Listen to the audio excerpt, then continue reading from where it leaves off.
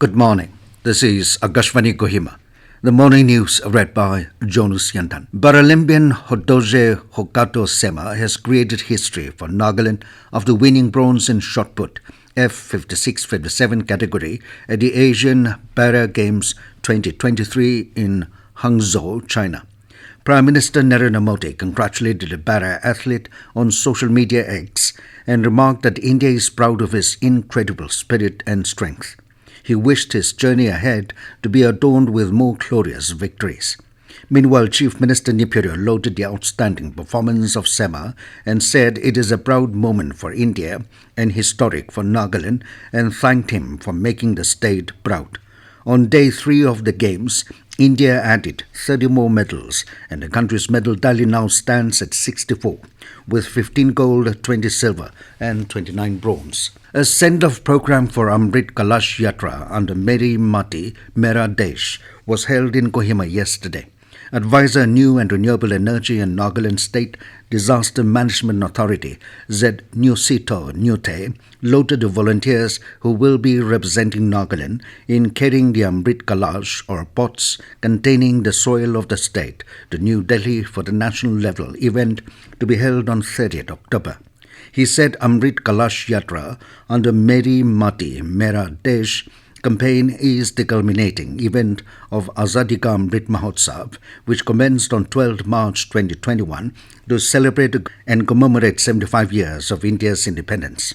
Nute emphasized that Azadi Ka Amrit Mahotsav focused on recognizing the efforts of those brave hearts who have made supreme sacrifice for the country. Home Commissioner Abhijit Sinha said Amrit Kalash Yatra began in August 2023 under 2 phases. In the first phase, memorial plaques were erected in villages by inscribing names of brave hearts. The Panch Pran pledge was also taken by citizens by holding soil. Sinha informed that saplings of indigenous trees were planted as part of the program in 1,003 villages and 1,249 Amrit Vatika were created and more than 93,000 saplings were planted.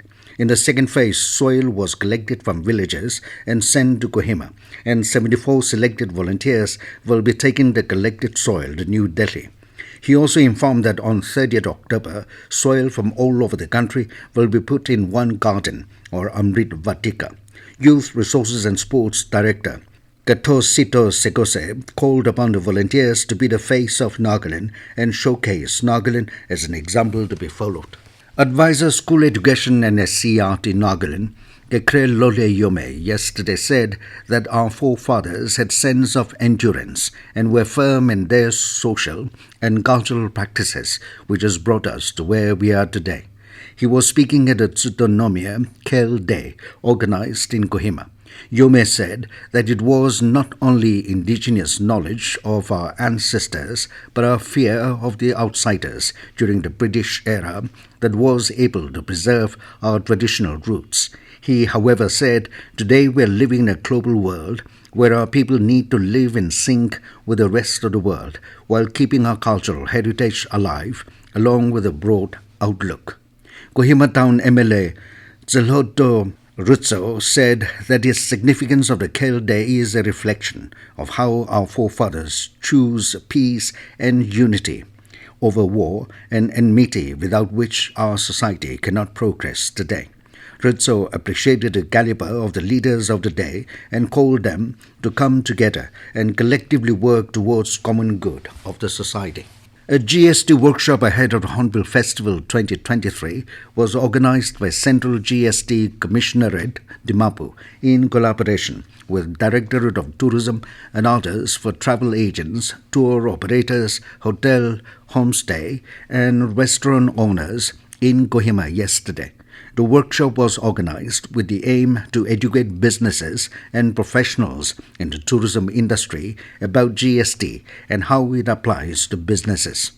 CGST Additional Commissioner Sashi Wapang and Chartered Accountant Rohan Abraham, who were resource persons, dwelled on the importance of collecting GST from customers, observing the increasing tourism activities in Nagaland, including travel agents, tour operators, hotels, homestay, and restaurants. The workshop highlighted the mandatory need to register under GST and begin charge of GST at the applicable tax rate to their customers when business exceeds 10 lakh rupees. Assam Rifles provided medical assistance to senior citizens of Nyasa village under Mon district yesterday. The medical camp was organized with an aim to provide senior citizens with necessary medical assistance through screening, medication and free consultations. During the drive, the initiative was also to identify and provide precautionary medication to the ailing elderly of the village before the onset of winters.